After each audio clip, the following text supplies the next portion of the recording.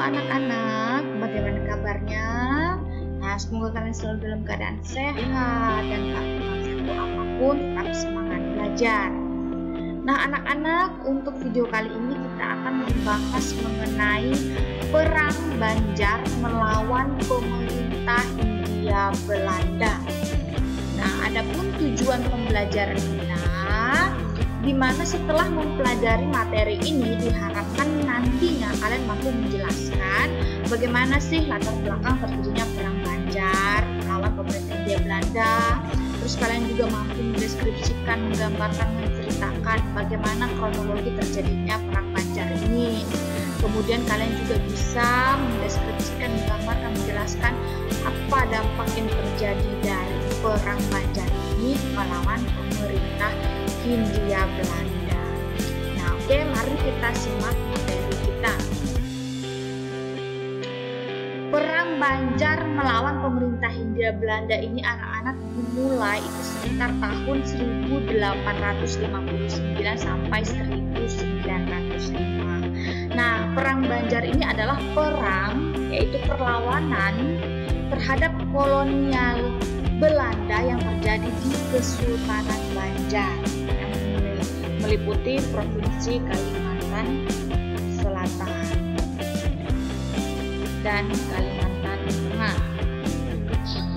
Ya, jadi bagaimana latar belakang terjadinya perang ini sudah ya. Nah, pertama-tama Ibu kasih tahu tokoh-tokoh yang memimpin perlawanan perang Banjar ini ya, yang memimpin perlawanan melawan pemerintah Hindia Belanda ada 3 tokoh berikut ini, yaitu ada Pangeran Hidayatullah, kemudian Pangeran Antasari dan Prabu Anom. Nah, Prabu Anom ini Ibu belum temui gambarnya gitu ya. Jadi ada 3 tokoh yang memimpin perlawanan perang Banjar ini ya untuk melawan pemerintah Hindia Belanda. Pangeran Hidayatullah, Pangeran Antasari dan Prabu Anom. Nah, anak-anak, latar belakang terjadinya perang ini, latar belakang itu sama dengan sebab. Nah, apa sih yang menyebabkan terjadinya perang ini? Ya, perang Banjar ini yang pertama yaitu dimulai dari konflik sejak Belanda memperoleh hak monopoli dagang di Kesultanan Banjar ya. Seperti yang kalian ketahui, kita sudah pernah membahas sebelumnya mengenai monopoli dagang. Nah, apa sih itu hak monopoli dagang? Nah, monopoli dagang itu yaitu mendominasi atau menguasai perdagangan. Jadi, sejak Belanda itu menguasai perdagangan ya di Kesultanan Banjar, itu sebenarnya sudah membuat rakyat Banjar itu seperti ya tertekan. Makanya ini juga menjadi salah satu penyebab terjadinya perang. Nah, ya jadinya sejak Belanda itu menguasai perdagangan di Kesultanan Banjar. Nah, apa itu kesultanan? Kesultanan itu suatu wilayah yang dipimpin oleh sultan yang sudah bercorak Islam. Jadi nih lihat gambarnya ya. Nah, kesultanan itu dipimpin oleh sultan. Kalau kerajaan itu dipimpin raja. Nah, kalau kesultanan ini sudah bercorak Islam, ya Islam dipimpin oleh sultan. Jadi Kesultanan Banjar itu wilayah yang dipimpin oleh sultan dan sudah bercorak Islam. Nah, jadi ini yang pertama penyebab perangnya ya. Pada saat itu karena si Belanda ini sudah menguasai perdagangan di Kesultanan Banjar. Kemudian juga penyebab lainnya adalah Belanda melakukan berbagai paksaan dan tipu daya sampai Belanda itu berhasil menguasai wilayah kerajaan Banjar. Nah, Belanda itu terus berusaha untuk menguasai wilayah Banjar ini karena kaya akan SDA-nya juga kan, sumber daya alamnya. Dengan paksaan, dengan tipu daya, dia mencoba untuk menguasai wilayah kerajaan Banjar. Nah, apa paksaan tipu dayanya? Nah, diantaranya adalah Belanda itu berhasil ya dengan paksaan tipu daya ini untuk melakukan perjanjian dengan Sultan Banjar atau Sultan Sulaiman yang pada saat itu memimpin Kerajaan Banjar di tahun 1817. Nah, apa isi perjanjiannya? Yaitu pada saat itu perjanjiannya itu si Sultan Sulaiman ini harus mau menyerahkan sebagian wilayah Banjar, ya, seperti daerah Dayak, Sintang, Bakumpai, Tanah Laut, Mendawai, Kota Ringin, Lawai Jalai, Pendatang, Pesakilan, dan Berhan. Nah, sehingga dengan adanya perjanjian ini, wilayah Kesultanan Banjar itu semakin sedikit dan wilayah Belanda di daerah itu semakin besar. Nah, keadaan ini juga menjadi penyebab gitu terjadinya perang. Kenapa? Karena memperburuk keadaan. Memperburuk keadaan karena terjadinya perebutan kekuasaan. Ya nggak mau dong wilayah kita dikuasai sama Belanda. Nah, sebab lainnya yang paling inti, ya, yang memang betul-betul membuat terjadinya perang ini adalah saat Belanda ini ikut campur tangan dalam urusan pergantian raja di kerajaan. Nah, apa campur tangan si Belanda ini? Di antaranya adalah Belanda itu memberi dukungan kepada Pangeran Tanjidillah yang tidak disukai rakyat pada saat itu. Belanda memberi dukungan kepada Pangeran Tanjidillah ini untuk menjadi raja di kerajaan Banjarmasin. Tapi waktu itu rakyat tidak menyukai si Pangeran Tanjidillah. Nah, kenapa ya kok Pangeran Tanjidillah ini tidak disukai oleh rakyat? Nah, ini dia infonya, bahwa Pangeran Tanjidillah ini nggak disukai rakyat itu karena tingkah lakunya suka mabuk-mabukan. Terus selain itu, Pangeran Tanjidillah ini juga memiliki hubungan yang erat dengan Belanda. Nah, bahaya dong kalau seandainya dia jadi raja, ya kan, bisa saja dia bekerja sama dengan Belanda dan itu akan sangat menguntungkan Belanda. Makanya si Pangeran Tanjidillah beserta itu tidak disenangi rakyat.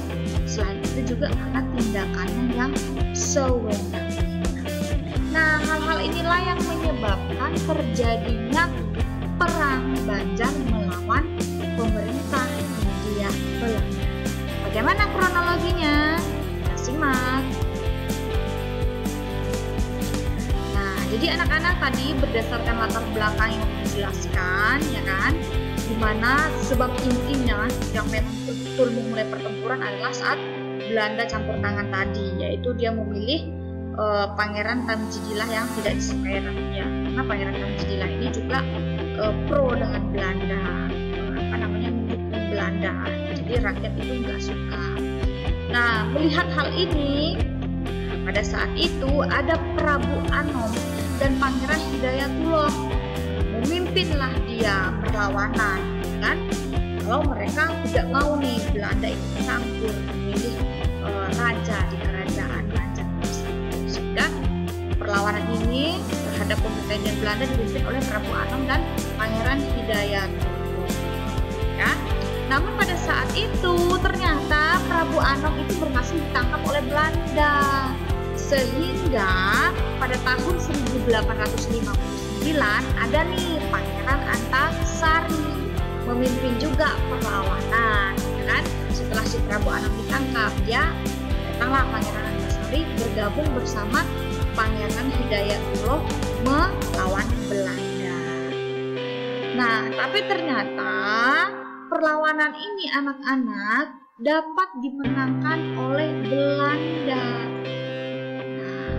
Kemudian pada tahun 1862 Pangeran Hidayatullah itu menyerah dan Pangeran Antasari pun wafat, sehingga berakhirlah perlawanan Banjar di Kalimantan. Tetapi perlawanan ini benar-benar dapat dipadamkan itu pada tahun 1900. Jadi dimulai dari Prabu Anom dan Pangeran Hidayatullah melawan, ternyata Prabu Anom berhasil ditangkap, Pangeran Hidayatullah dibantu Antasari, tapi ternyata juga Belanda berhasil memenangkan perlawanan itu. Kemudian Pangeran Hidayatullah